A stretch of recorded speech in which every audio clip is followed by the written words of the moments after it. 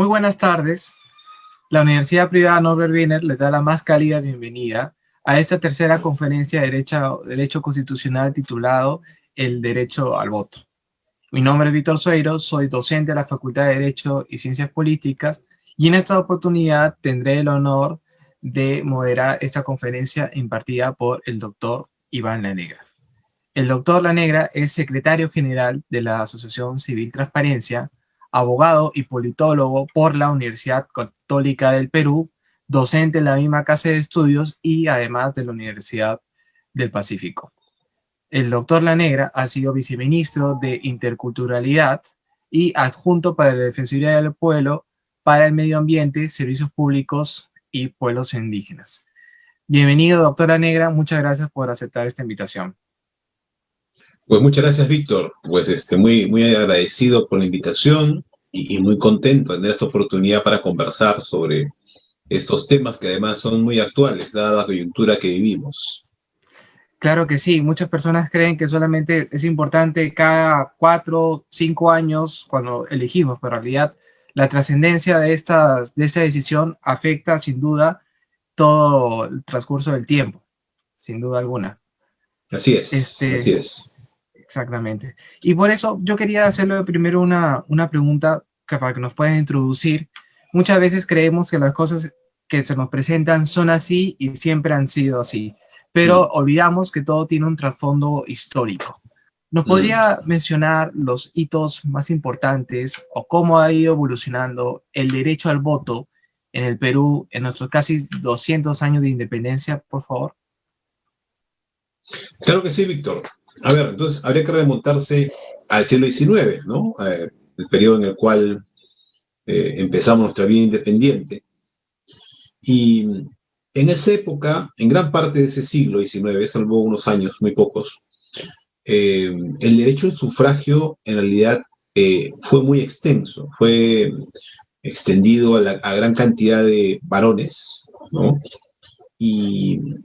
Pero, digamos, respondía todavía, en buena medida, a una visión que viene del periodo previo, del periodo virreinal.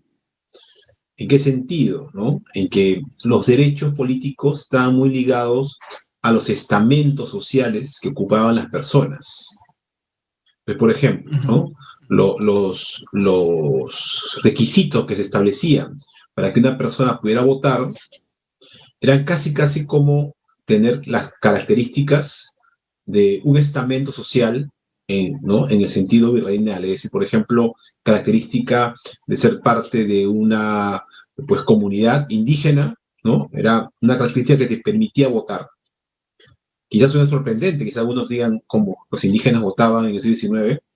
Sí, pero también era el segundo elemento, era un sistema de voto indirecto, muy parecido al que tiene Estados Unidos hoy en día, ¿no? Es decir, no votabas directamente por una persona, sino que votabas a través de representantes, o sea, ¿no? Los electores, que a su vez eran quienes hacían la elección final de quién, por ejemplo, iba a ser el presidente de la República. Entonces, era un sistema de voto indirecto muy complejo y además sin muchas garantías. Era un sistema muy desordenado en el cual no había una autoridad electoral central, en donde había prácticamente fraude, ¿no? En el cual se podían, pues, intervenir, ¿no? Los lugares en los cuales se votaba, y todo eso traía como consecuencia elecciones de baja calidad, ¿no? Fíjate que recién, en 1871, para la elección del presidente que iba a iniciar su mandato el año siguiente, tuvimos unas elecciones más o menos, digamos, legítimas, ¿no? Es decir, con lo mínimo para poder decir que fue una elección legítima. En esa elección, de hecho, claro, se comparadas con las de ese tiempo, ni siquiera ahora me parecía todavía elecciones muy digamos, muy precarias, pero para ese tiempo ya era una elección más o menos aceptable. Y en esa elección, pues se elige al primer presidente civil, ¿no? El primer presidente civil. Entonces, lo que quiero decir es que que nos costó para empezar, ¿no?, tener elecciones medianamente, digamos, legítimas y con un sistema de voto indirecto. Pero cuando acaba el siglo XIX, eh, se toma una decisión, que es una decisión bien importante para nuestra historia, ¿no?, que es la decisión de pasar del voto indirecto al voto directo, pero también con esa decisión se agregó una condición bien importante, que era la de permitir que solo votaran aquellos que sabían leer y escribir. Entonces, esa regla va a regir desde fines del siglo XIX hasta 1980.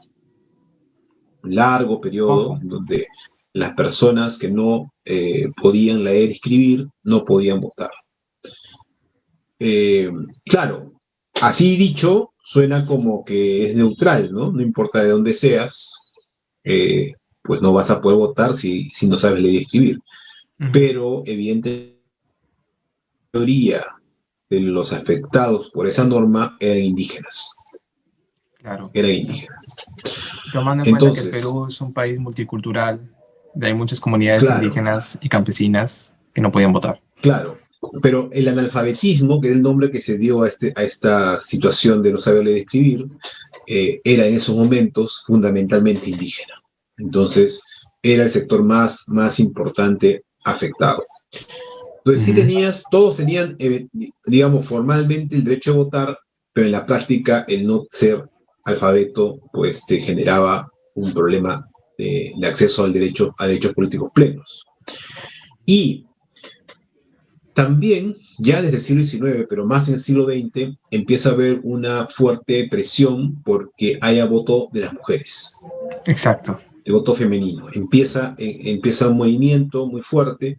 Necesitamos que las mujeres voten. Y las propias mujeres, digamos, evidentemente, promovieron estos movimientos.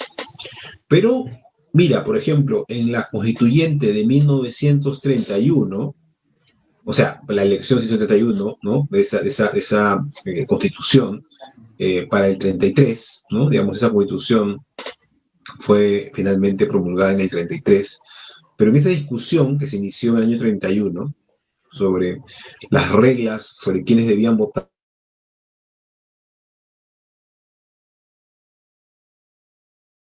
el APRA, por ejemplo, ¿no?, tenían una visión, digamos, no muy convencida de darle el voto a las mujeres, ¿no?, por diversas razones, ¿no?, pero ni el sector, digamos, más progresista ni el sector conservador estaban de acuerdo. Entonces, no se incluyó, en la Constitución del año 83 no se incluyó la posibilidad de que las mujeres voten, ¿no? Ojo que no estamos hablando de una cosa ya rara en el mundo. En esa época, en el 31, ya había muchos países que habían dado el voto a las mujeres, pero en el Perú aún no. Hubo muchas razones, ¿eh? Fíjate que desde el lado más progresista, el argumento era que había que ser, pues, una persona activa políticamente, con un trabajo, por ejemplo, con una independencia para poder votar. Claro. ¿Ok? Porque si no, había esta idea de que la mujer que no trabajaba y que dependía del esposo iba a votar como el esposo. Más o menos esa era una visión de las cosas, ¿no? Ahora, había otras visiones conservadoras que decían en esa época que la mujer no tenía capacidad para decidir, ¿no? Decidir. Cosa que hoy día lo veríamos riéndonos, ¿no? Claro. Pero en esa época era un argumento que se usaba.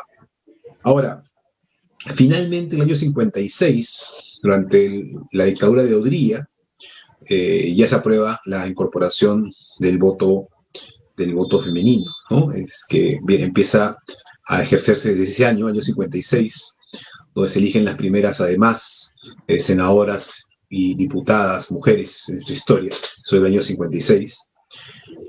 Y, como te dije, el otro día era el año 80.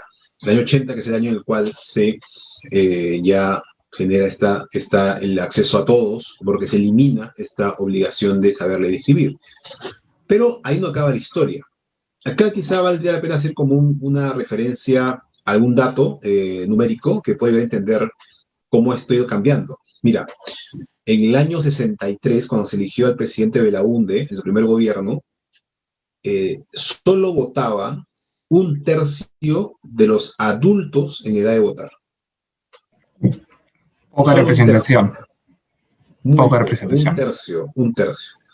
Pero luego ya en el 80, cuando ya se abre el sistema, ¿no? Al voto alfabeto, pero también a las personas que no sabían leer y escribir, pues lo que ocurre, ya estaban también las mujeres incluidas, lo que ocurre es que el voto empieza a subir, ¿no? Y pasa a hablar casi el 60%, pero todavía no 100%. Y ahí viene la última etapa de este viaje. ¿Qué faltaba? Faltaba dar la libreta electoral y después el DNI.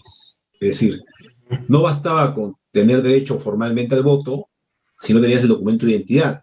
Entonces, hubo casi todo un esfuerzo Claro. para darle su documento de identidad a todos, ¿no? Uh-huh. Libreta electoral en esa época y después el documento nacional de identidad. El DNI.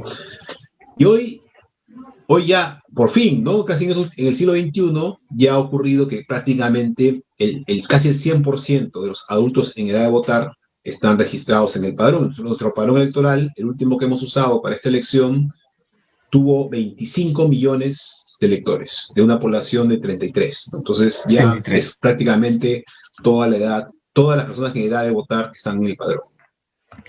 Claro, sí. Y efectivamente, como usted bien menciona, el nivel de participación de las mujeres en la política comienza cuando las mujeres ya pueden votar. Antes de eso, su nivel de participación en cargos públicos que implicaba ser elegida era nula. Sí, claro, en el 56 empieza la ciudadanía ya política para las mujeres. Y tampoco es hace mucho, ¿no? 56 es mucho tiempo después que muchos países en América Latina, ya no estamos hablando del mundo, ¿no? América Latina. Entonces, sí, fuimos tarde, ¿no? También el tema indígena también fuimos uno de los últimos en América Latina en dar el voto a los indígenas, ¿no? Claro, América Latina tiene muchas comunidades indígenas, no solamente el Perú, podemos ir a Colombia, a Brasil, Ecuador, y como usted menciona, Perú estuvo atrás en la cola.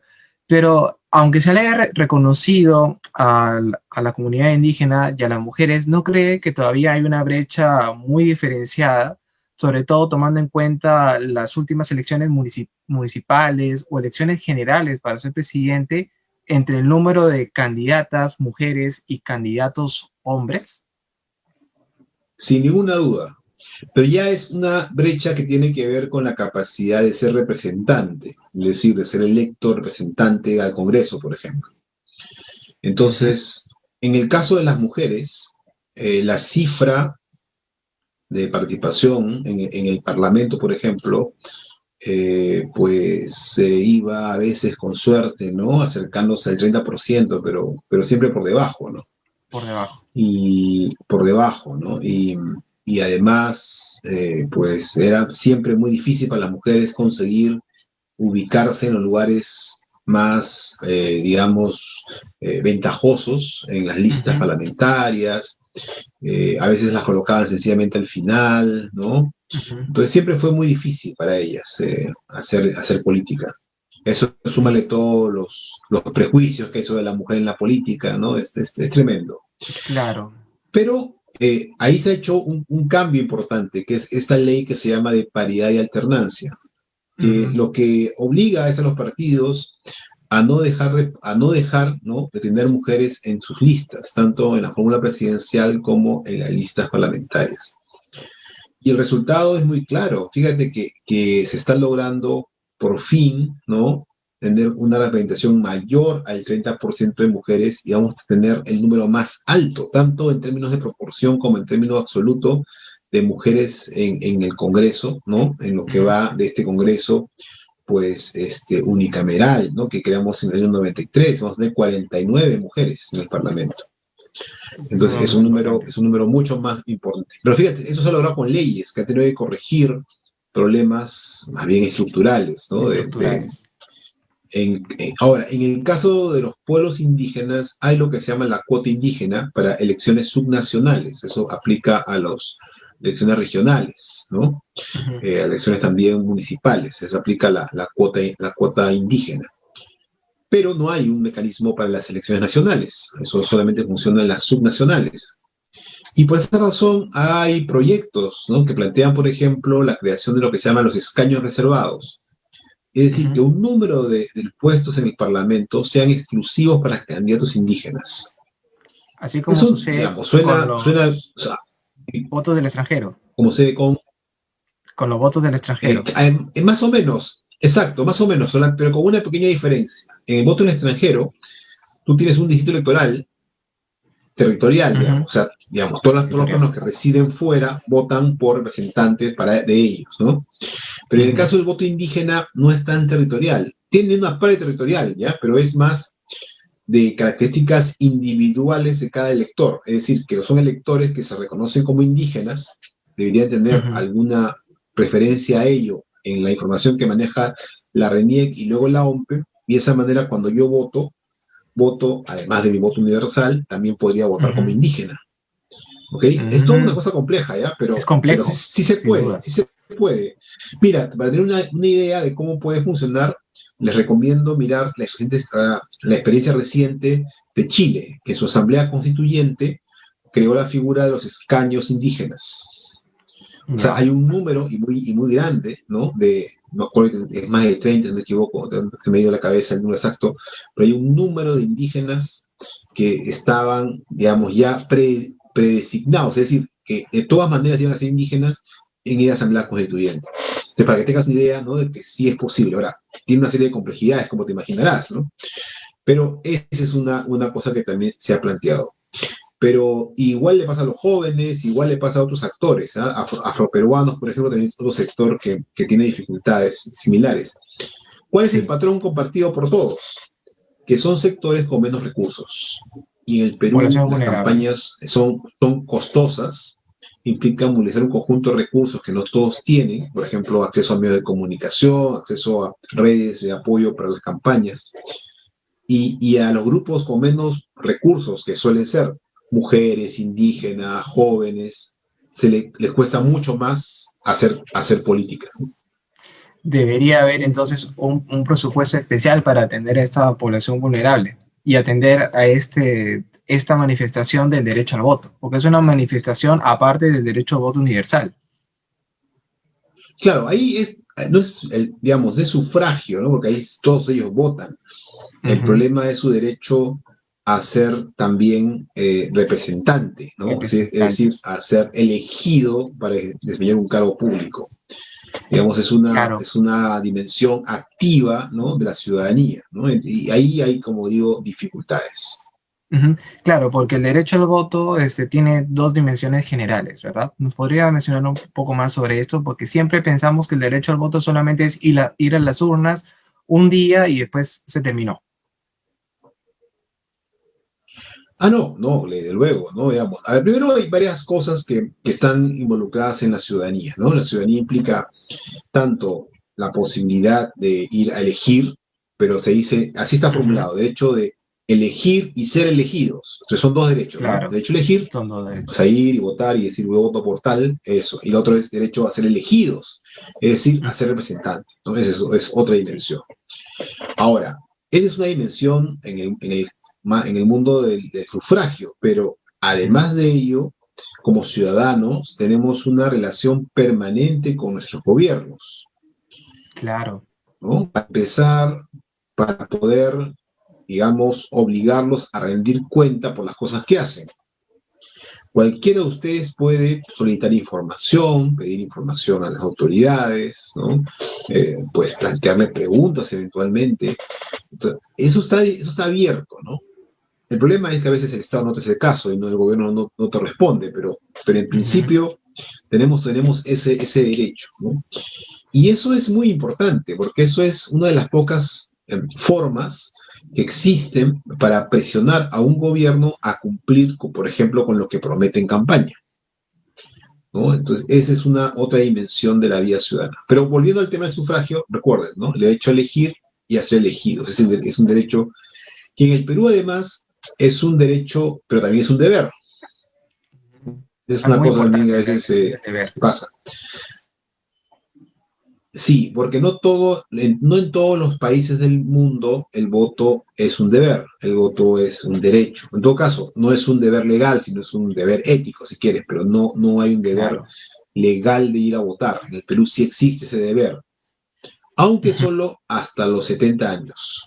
Hasta los A 70 partir años, de esa edad, efectivamente. ya el voto es facultativo, ya puedes decidir si vas o no vas a votar. Aunque fíjate que en la última elección, además eso quedó muy en evidencia, muchas personas mayores de 70 años fueron a votar en medio de la pandemia, ¿no? En medio de la Siendo pandemia. vulnerables al COVID y no teniendo la obligación ya legal de ir a votar, lo hicieron. Impresionante. ¿Eh? O sea, Y sí, muy, acá vamos al tema de la conferencia, ¿no? Hay un valor asignado al voto y para muchas personas que han vivido tiempos en los cuales el voto todavía no era universal, el voto se valora más. mm, y al contrario, hay un alto número de jóvenes que no han ido a votar, pese a no ser población vulnerable, que no consideran Sí, ese valor del voto, claro, que no les ha costado. que no les ha O costado. Puede sea, ser algo no les ha generacional. costado. Claro que sí. Por ejemplo, una mujer que tuvo 18 años en el 56, ¿no? Estuvo Ujú, así, ¿no? Digamos, está viva, ¿no? Y seguramente querría ir a votar, ¿no? Porque claro. recordará que quizá porque esa edad todavía no se podía votar, 18 años todavía no se podía votar, ¿no? Pero Ujú, no pudo votar y ahora sí puede hacerlo, y eso se valora, ¿no? Entonces, claro. hay razones, ¿no? Imagínate una mujer indígena que no sabía leer y escribir, en el 80 aún no podía votar, pero ahora sí puede, y está viva, o sea, es una ciudadana que empezó su vida sin poder votar y ahora sí puede hacerlo. Entonces, claro, eso no lo sentimos las generaciones más jóvenes porque siempre hemos podido ir a votar, ¿no? Ujú, Pero los otros no, ¿no? O aquellos que vivieron en periodos de dictadura ujú, y recuerdan cómo era, ¿no? Que no se votaba. Entre el año 63 y el año 78, que fue la Asamblea Constituyente, no se votó ujú. en el Perú. No 15 se votó. años. 15 años, bastante. Se perdieron casi 3 elecciones en ese momento. Así es. Entonces, se ha mantenido un interés general por el derecho al voto. ¿Usted cree? ¿O también es generacional? ¿Ha disminuido? Se va yendo y viniendo porque en muchas ocasiones el voto también es una forma de aliviar tensiones sociales, ¿no? A través del voto esa es la idea, ¿no? Przeworski, un politólogo norteamericano de origen polaco, eh, ¿no? Lo dice muy claramente, ¿no? Dice, vamos a cambiar, eh, eh, digamos, votos, ¿no? Por balas.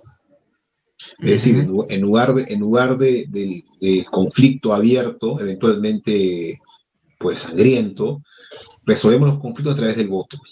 Entonces el voto es una ujú. válvula de escape de tensiones sociales y canaliza, si es que está bien estructurado desde luego, canaliza esas preocupaciones hacia la democracia, ¿no? Ese es un elemento muy importante, ¿no? Es uno de los valores del voto, ¿no? Ese es uno de ellos, ¿no? Y la otra cosa que es importante, que es un elemento clave en las democracias, es que el voto también sirve para corregir errores. Es decir, si alguien hace un mal gobierno, pues lo puedes votar del gobierno, no votando por él o por su partido. O por Pues su partido. también tiene una capacidad de servir como función de rendición de cuentas. Es decir, yo juzgo el desempeño de un partido o de un gobierno, ¿no? Partidario o de la persona que ocupó ese puesto, yo juzgo a través de mi voto. Si lo apoyo es porque estoy aprobando su gestión, si no lo apoyo es porque me parece que fue mala, terrible. Claro. Siempre y cuando haya un tercero, podría ser un ente internacional o podría ser la persona activa de los ciudadanos, quienes estén atentos de este proceso electoral se produzca como debe ser. Yo me Ah, imagino la época de la dictadura en Chile, en Pinochet, cuando por la presión social Pinochet tuvo que convocar elecciones y sucedió lo que ahora todos conocemos. Y contrariamente, había muchas sí, personas sí, que muy pensaban que él interesante, iba a dominar las elecciones y las iba a muy controlar, y resultó interesante. al revés. Un buen punto, claro. Normalmente, en las democracias más consolidadas, las reelecciones ya tienen un conjunto de reglas, ¿no? Muy fuertes y aceptadas por todos, que aseguran la legitimidad, la buena realización de las elecciones, ¿no? Pero, pues, evidentemente, en una dictadura, ya te imaginarás, el poder no quiere que gane nadie que no sea él, ¿no? Digamos, Claro, después es una dictadura, ¿no? es una dictadura. Claro, aunque hay algo que se llama en la literatura de los politólogos autoritarismo competitivo, que es una cosa, es una suerte de híbrido, ¿no? Porque, Ujú. claro, hay elecciones y efectivamente, si la oposición gana, eventualmente llega al gobierno, ¿ok? O sea, sí Ok, son elecciones que pueden llevar, a diferencia de una dictadura, donde evidentemente el dictador no quiere dejar el poder, en un o la autoridismo legitima. competitivo, claro, en un autoridismo competitivo sí cabe la posibilidad de que el gobierno pierda. Claro. Pero ¿cuál es el truco, digamos, para que digamos, esto funcione? No en la dictadura, sino en el autoridismo competitivo. Que el gobierno controla las reglas de tal punto que hace el juego, digamos, poco parcial o inequitativo. Es decir, hago reglas para hacerle la vida difícil a la oposición y muy fácil a mí. Las elecciones eventualmente se llevan a cabo y pueden ser elecciones, digamos, bien organizadas, pero todo el proceso previo fue muy injusto para una de las partes, ¿ok? Por culpa del gobierno. Eso se llama autoritarismo competitivo. Y es la manera que tienen estos gobiernos de mantenerse en el poder, ¿no? Con lo cual, además con las elecciones se legitima, ¿no? Porque la elección le dice, bien, ganamos. Claro. Entonces es una situación bien complicada. Entonces, como bien señalas, en muchos países del mundo, en donde las elecciones, porque es un gobierno autoritario o porque es un ritmo competitivo, no están bien garantizados en sus condiciones. Ahí el papel del observador internacional y también de transparencia, que nació en un contexto de ese tipo, donde las elecciones no tenían confiabilidad, pues son muy importantes, porque te dicen si efectivamente eso se hizo bien, se hizo mal o hay problemas, ¿no? De hecho, el Perú es un caso bien especial, porque en el Perú en el año Sí, 2000, los con Toledo. organismos observadores dijeron esta elección no tiene garantías, ¿no? Y eso fue Mm, un fundamento para que Toledo en la segunda vuelta del 2000 no se presentara a esa segunda exactamente, elección. exactamente. Porque no había garantías para eso. Así es. Claro, claro que sí. Entonces, mm, eso también me permite hacer una pregunta relacionada. En el Perú, por no decir Latinoamérica, porque es muy complejo, pero en el Perú nosotros votamos por el candidato o votamos por el partido político. Ah, bueno, buena pregunta. O sea, formalmente, legalmente, votamos siempre por partidos. De hecho, en el Perú solo se puede postular a la presidencia o al Congreso a través de un partido político de alcance nacional. No hay otra manera. En el Perú no hay un sistema de voto independiente, digamos. O sea, no es que, no sé, pues tú, Víctor, quieres ser presidente y te presentas independientemente de los partidos, ¿no? Si tienes un número de respaldo, Claro, firmas algo, ¿no? Eso no existe en el Perú. En el Perú solo se puede postular a través de un partido. Si tú quieres ser presidente, tienes que entrar a un partido y el partido postularte, ¿no? No hay otro camino, ¿no? Entonces, legalmente votamos por partidos. Si ustedes miran su ujú, cédula de votación el día 6 de junio, verán que junto a los dos rostros siempre va a haber dos símbolos. O sea, siempre hay dos símbolos, votamos legalmente votamos por partidos. Ahora, legalmente. otra cosa es la mirada politológica, que es más bien Ya, qué toma en cuenta el votante al momento de decidir, ¿no? Por quién votar. Y qué pesa más, ¿no? El partido, la ideología, el candidato, ¿no? O otros factores. ¿Qué cosa es lo que pesa más, ¿no? Y en general en el mundo, no solamente en el Perú, en el mundo, con la llegada de los medios de comunicación masivos y luego más aún con Internet y todas sus variantes, se ha personalizado muchísimo a la política. O sea, que la política depende mucho del personaje el candidato o personaje, candidata. el candidato. Claro, entonces por eso que hubo durante muchos años, en los años 80, 90, todo un boom del marketing político, ¿no? Porque empezaba a trabajarse más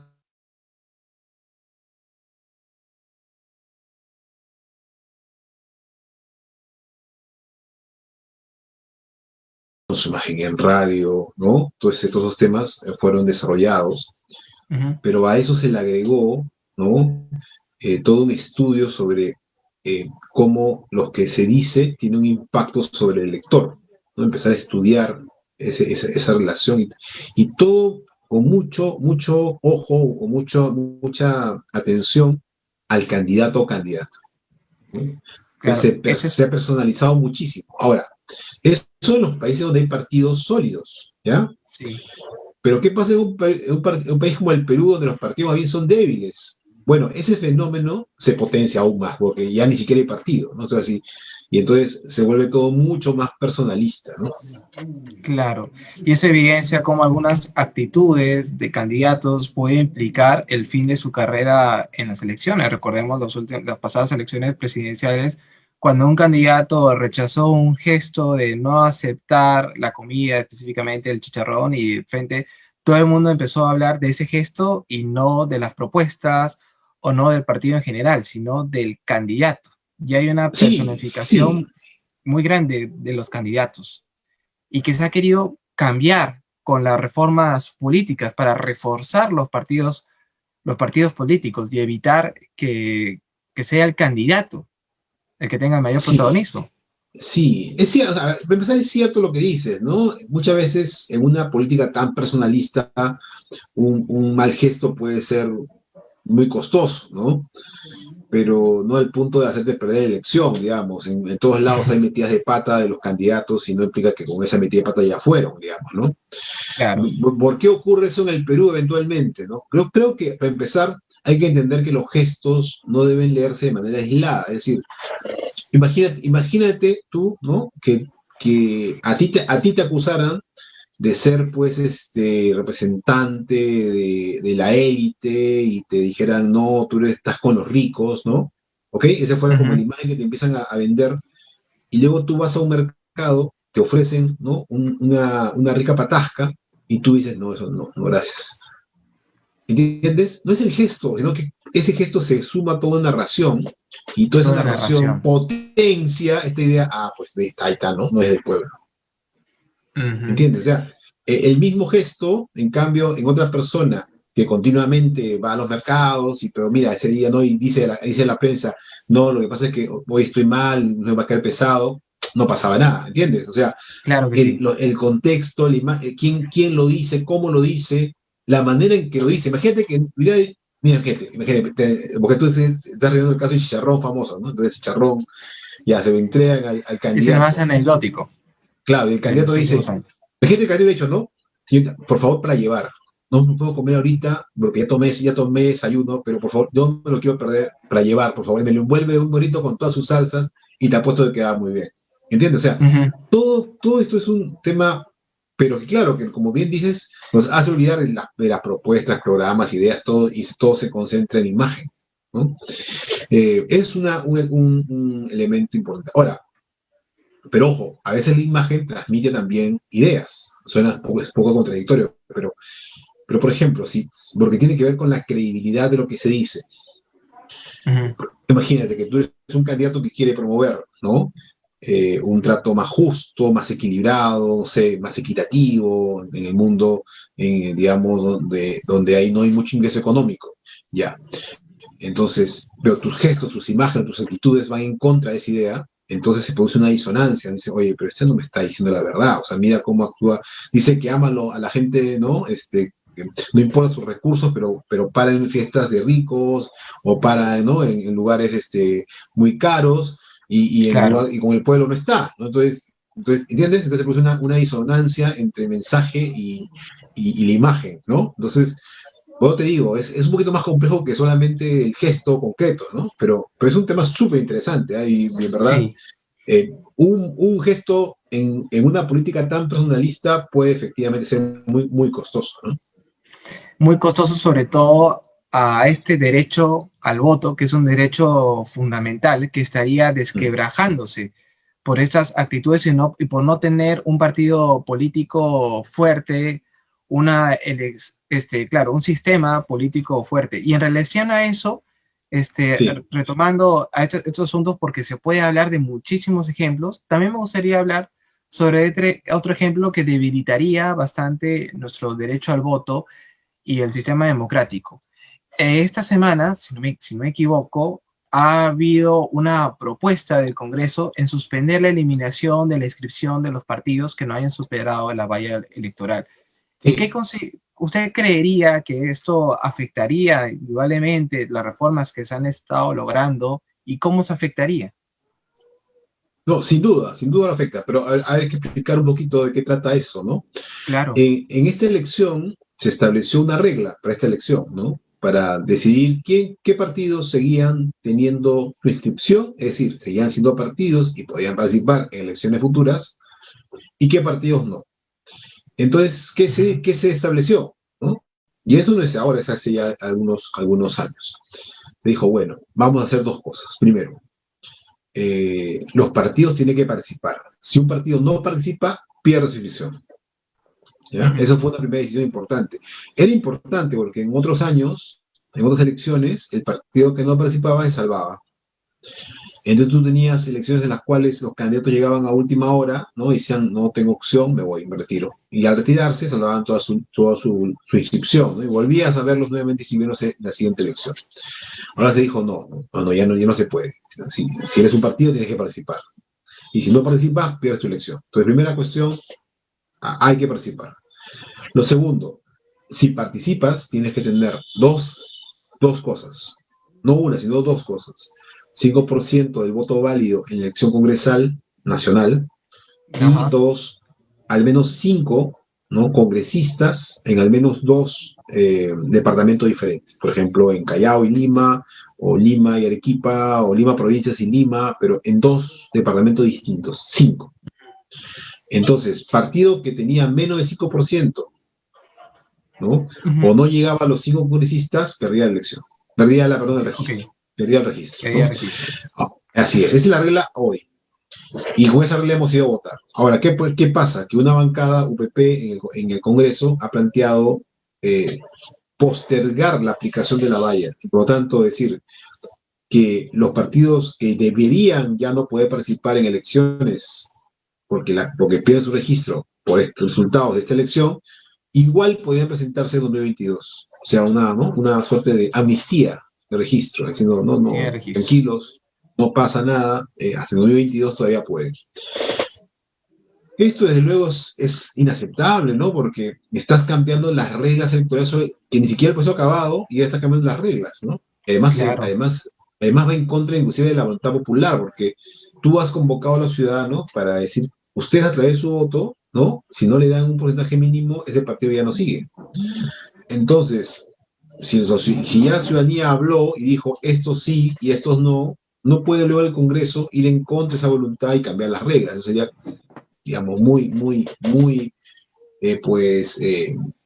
digamos, casi yo diría, ¿no?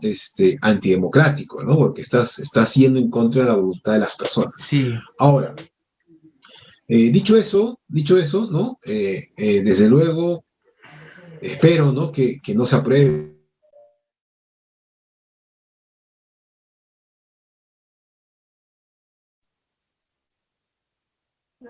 Sí, bueno, pero y tampoco podría argumentarse que como es una reforma reciente, las personas ignoran de esa reforma y de sus efectos, porque en realidad el fin en sí mismo no es que las personas la conozcan, sino es salvar la democracia, reforzar los partidos políticos. No se podría decir, bueno, es que a las personas no les interesa este asunto, entonces nosotros lo que queremos es salvar a los partidos, pero no se trata de salvar a los partidos. Me pongo en algún ejemplo de qué tipo de argumentos podríamos tener para defender esta opción que es antidemocrática, ya que el conocimiento de la norma no implica sí. No implica Sí, aunque en la norma, en la ley, hay una referencia ahí en la exposición de motivos a que el problema es la pandemia. Dicen que la pandemia no va a permitir hacer el trabajo de reescribir el partido, ¿no? Y por eso quieren que se postergue. Pero es que eso es completamente, inadecuado, ¿no? ¿Por qué?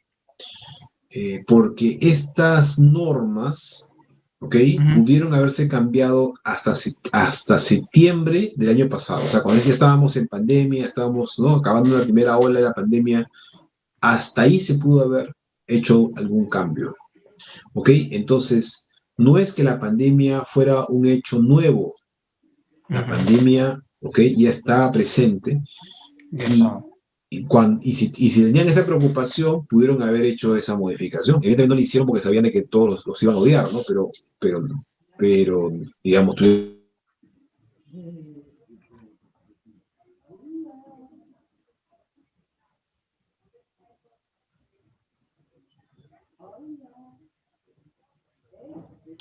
¿ok? Entonces, Ok. lo que estás haciendo, si apruebas una norma así, es decir,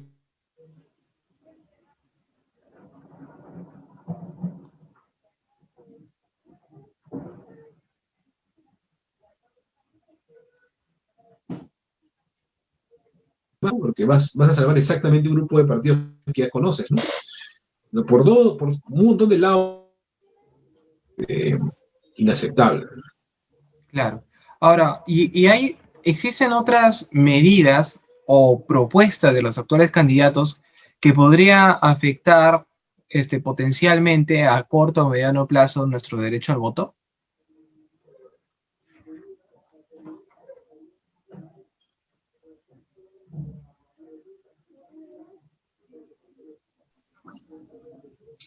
¿No? Doctor Iván, ¿escuchó mi pregunta? Vamos a ver. Sí, Regresó, ¿no? Se había ido un sí, rato, ¿no? se fue por un ratito. ¿Ahora me Sí, escucha bien? sí, perfecto. Ya, muy bien. No, ¿nos podría mencionar si usted conoce alguna propuesta de candidato o del gobierno, entiéndase, tanto poder ejecutivo o poder legislativo, que podría afectar a corto o mediano plazo nuestro derecho fundamental al voto? No, creo que por ese lado no parece haber un problema mayor. Ahora, más bien lo que está pendiente son propuestas para, digamos, facilitarle a ciertos grupos específicos su derecho al voto. ¿A qué me refiero?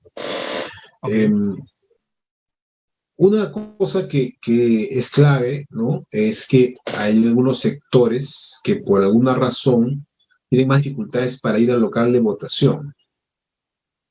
Por ejemplo, los peruanos en el extranjero tienen Exacto. que movilizarse de la ciudad donde viven hasta el centro de votación. A diferencia nuestro, que puede estar al frente de tu casa, cuando vives Ujú, extranjero, el lugar de votación puede estar en otra ciudad.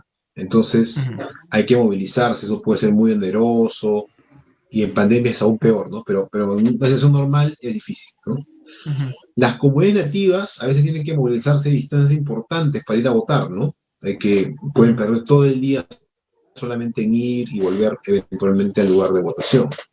Claro. Luego tienes a las personas presas, no con condena, sino que están sencillamente esperando, ¿no?, un proceso. Sus derechos no han sido suspendidos, ojo, o sea, los derechos políticos no los han perdido, pues siguen siendo ciudadanos, pero no pueden ir a votar físicamente porque están presos, ¿no? ¿Ok? O sea, no me Ok. refiero a una persona que se suspenda sus derechos políticos, no, eso no me refiero a ese caso, me refiero al caso de personas que por alguna razón, ¿no?, están siguiendo una prisión preventiva, por ejemplo. Ujú.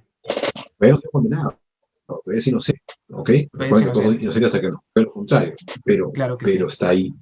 O estás enfermo y por alguna razón tienes que estar en tu cama en el hospital, ¿no? Entonces, en esos casos se pueden crear fórmulas de voto a distancia, de voto electrónico a distancia, ¿no? Si hubiera un buen sistema de servicio de correo, podría ser también voto postal, como pasa, por ejemplo, en Estados Unidos, ¿no? Podrías crear una mesa especial para personas en centros médicos o a un sistema especial, ¿no?, de que permitan a través de una mesa itinerante, ¿no?, recoger el voto de personas que por razones de su enfermedad no pueden movilizarse. O sea, puedes crear mecanismos para facilitar que las personas ejerzan el voto. ¿Okay? Eso está pendiente. Y eso sería una cosa súper interesante. Ojalá se pueda hacer en las próximas elecciones. De próximas elecciones, claro que sí. Ahora bien, yo tengo una pregunta en relación a la afectación a nuestro derecho fundamental al voto, o sea, elegir. Y de dos planos, desde el plano legislativo y del plano de la sociedad civil, en relación a los medios de Mm, comunicación. Existe sí, una franja electoral para los candidatos, pero algunas personas se preguntaban por qué aparece más en la franja electoral este candidato y no el otro candidato, cuando en realidad no saben que hay toda una regulación detrás de eso y esto no se debe a ningún favoritismo, sino que hay una razón detrás. Y sí, otra razón, y hay otro asunto que tiene que ver con la ciudadanía. En las redes sociales proliferan las fake news y en general en las redes sociales no existe, no es un ambiente para un diálogo alturado, crítico sobre las propuestas. ¿Usted cree que sí. estas dos dimensiones, ¿no? De cómo se ha distribuido la franja electoral y también las fake news de las redes sociales puede afectar en alguna medida este derecho al voto o la forma en cómo votamos los peruanos? Porque el último es un Sí, fenómeno reciente sí, sobre las redes sociales. sí, mira, no sabemos todavía mucho sobre el impacto sobre el voto, ¿no? Porque hay que entender cómo funciona el tema de las fake news, ¿no? Funciona bajo un sistema de refuerzo. A ver, es más o menos así. Uh Una -huh. persona, ¿no? Que fuera muy diligente y verificara continuamente su información, y chequeara que lo que recibe es o no real, ¿no? Pues no debería que verse afectado por los fake news, ¿no? Claro. Pero ¿por qué funcionan los fake news? No funciona precisamente porque la mayoría no actúan así. La mayoría, ¿cómo actúa, Mm, no? Reciben irreflexivamente, ¿no? Su información, sin ningún tipo de reflexión, ¿no? Y luego lo comparte, lo ¿no? comparten. Lo distribuye sin verificarlo. ¿Pero por qué hace eso? O sea, porque no es tonto, ¿no? La gente no es irracional. Lo hace porque normalmente la noticia que recibe refuerza algo que ella ya tenía. Entonces, por ejemplo, si yo creo en los ovnis y me llega una noticia de ovnis, yo lo voy a compartir, porque yo creo en Uh los -huh. ovnis. Es un refuerzo. Y esa noticia refuerza exactamente mi creencia. Dice, ah, pues ahí están los ovnis, ¿no? Y si aparece una noticia que dice, imagínate que fuera falsa, no estoy hablando de noticia verdadera, una noticia falsa, se comprueba, ¿no? Estudio en Nueva York comprueba que los ovnis no existen, pero tú crees en los ovnis, entonces, esto debe ser falso, ¿no? Lo votas, ¿entiendes? O sea, tú no verificas algo como bueno, o, digamos, como cierto o falso en virtud de un análisis objetivo, ¿no? Sino lo haces en virtud de si refuerza o no lo que tú ya crees.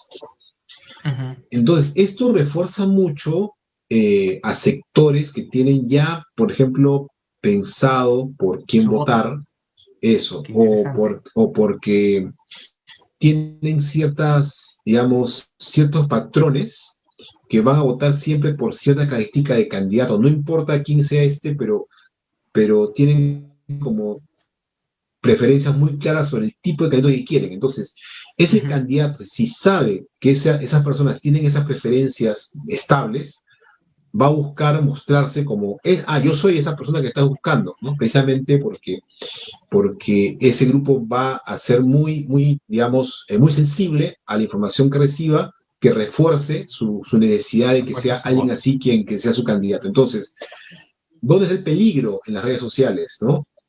Y ha pasado, que a través de todo esto que hacemos todos los días, ¿no? De compartir noticias, de ver páginas, etcétera, se va formando algo así como un perfil nuestro, ¿no? De nuestras preferencias. Entonces, eso puede ser cruzado con cierta idea, con cierto perfil político. ¿Entiendes? O sea, eso puede generar Claro. una serie de, por ejemplo, qué canales ves, qué noticias ves, entonces ya te genera un perfil. Entonces, el que maneja esta información puede usarla para decir, oye, a esta persona le encanta todas estas cosas de los ovnis, entonces a él hay que enviarle la revista de ovnis. Uh -huh. ¿Entiendes? Entonces la publicidad, pero también la propaganda política puede ir muy focalizada. Y eso es jugar sucio, ¿no? Porque estás usando información que nuestra, ¿no? Que no le dimos autorización a los que lo manejan para usar de esa manera. Pero en fin, es una dimensión. Ahora, la otra cuestión es la franja. La franja, a ver, ¿por qué usted no ve en su radio, en su TV, digamos, no ve en la emisora que usted escucha radio o no ve en el canal de TV que usted ve, ¿no? ¿Por qué no ve a su candidato?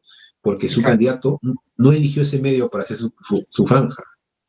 O sea, hoy en día la franja es elegida por cada candidato. Cada candidato tiene un monto de dinero que ni siquiera recibe, sino es un monto de algo así como cupones para usar en medios, ¿no? Más o menos sería la forma más sencilla de presentarlo. Te dan un Ajá. talonario con cupones, vale por un spot, ¿no? Entonces tú vas a los medios y usas tus, ¿no? Y dices, yo quiero acá, yo quiero acá, yo quiero acá, yo quiero acá, yo quiero acá, ¿no? Pero claro, los medios evidentemente también cobran sus espacios dependiendo de su rating, ¿no? Entonces tú quieres al Canal 20, ya Canal 20 tiene un rating muy alto, ¿no?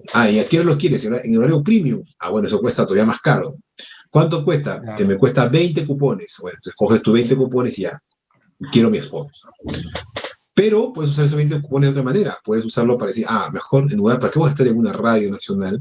Mejor, o perdón, canal nacional, mejor lo uso en radios locales, ¿no? Y con eso, depende, con esos mismos cupones, ya no tengo un spot que sale solamente ese día a la noche, sino tengo 100 spots que van a salir durante todo el día de la semana, ¿no? ¿Entiendes? Entonces, eso es Entiendo. lo que han hecho ahora en segunda vuelta, por ejemplo, los candidatos. Han elegido qué canales de televisión, que en tanto nacional como departamental y radios, tanto nacional como departamental, van a pasar sus spots. Eso ya han decidido. Cada uno ha recibido aproximadamente 6 millones de soles para hacer esa propaganda. Y bueno, si usted no ve la propaganda en su canal o en su radio, es porque su candidato o candidata no lo escogió. Ya lo escogió. Claro que sí. Bueno, sí, y efectivamente, de repente las personas que están en Lima no lo sabemos, pero el impacto de las radios locales y de las televisiones locales es gigante. Y los candidatos Sí, han apostado a ello. es Bueno, focalizado, es ¿no? focalizado. Pero en Transparencia hemos hecho un análisis de dónde están esos spots y en un candidato claramente ha apostado por lo departamental, pero clarísimo, ¿no? Pero de lejos, ¿no? A lo departamental y otra candidata más a lo nacional, ¿no? Más inversión en lo nacional. Muy interesante. Y una última pregunta para acabar esta importantísima charla que nos ha dado muchísimos luces sobre la dimensión del derecho al voto, de un análisis teórico, práctico del derecho y las ciencias políticas. Yo quería preguntarle sobre la dispersión del voto. Es decir, ¿qué es la dispersión del voto y cuál es la relación entre este fenómeno, la calidad de las propuestas y su relación con la democracia? Sí, Porque muchos no sabemos, ¿no? Porque al fin y al cabo escuchamos a nuestros candidatos y algunos decimos, pero ¿qué impacto tiene la calidad de propuestas que da y por qué luego no las puede cumplir? ¿Y qué sí. impacta eso con la democracia? Sí, el voto es también un acto de confianza. Tú votas por alguien porque te da algún tipo de confianza. ¿Qué pasa cuando la Ujú. desconfianza es lo predominante? Es decir, donde vos confías poco o nada en los políticos, ¿no? Entonces, digamos, vas a terminar teniendo muy poca capacidad de concentrar votos, ¿no? Porque ganarte la confianza de la gente implica como acudir a ese grupito que todavía confía porque está muy conectado contigo por las características personales, ¿no? Entonces, claro, al concentrar toda tu imagen y tu campaña solamente en ese grupo, tus posibilidades de ir más allá son pocas, ¿no? Entonces cada quien apuesta a concentrar a un sector porque cree que con eso le basta para, por ejemplo, pasar a segunda vuelta. Eso pasó mucho en primera vuelta, ¿no? Es un Ujú. factor. El segundo factor es que para que tú puedas lograr que mucha gente le haga caso a una propuesta, tiene que haber cosas compartidas, es decir, cierta agenda común, ¿ok? ¿Qué pasa si no hay Sí. muchos temas comunes? ¿Qué pasa si los temas que articulan a muchos actores son muy diferentes unos de otros? Entonces, es muy difícil armar una propuesta que sirva para todos, ¿ok? Podrías intentar hacer algo como estos políticos que van prometiendo algo diferente en cada lugar, ¿no? Pero, pero eso también tiene un límite, ¿no? Entonces, por un lado, políticos que apuestan por pequeños espacios ¿ok? Porque piensan de que si lo logran va a ser suficiente, y sociedades muy diferentes, muy diferenciadas y además informales, que hace muy difícil que uno pueda encontrar lo común en sectores amplios de la población. Ujú. ¿Ya? A eso súmale partidos débiles, entonces tienes una combinación que puede llevarte a esta dispersión muy tan clara como la que hemos tenido en esta última elección, ¿no? Claro. Ahora, va a depender el futuro, ¿no? De estos tres factores, ¿no? ¿Qué tanto los partidos se fortalecen? ¿Qué tanto la sociedad o nosotros, al interpretar la sociedad, podemos encontrar más elementos en común que nos permitan aglutinar intereses? Y tercero, Ujú. ¿qué tanto podemos mejorar la confianza para que más gente confíe, ¿no? En una propuesta? Eso permita tener más votos.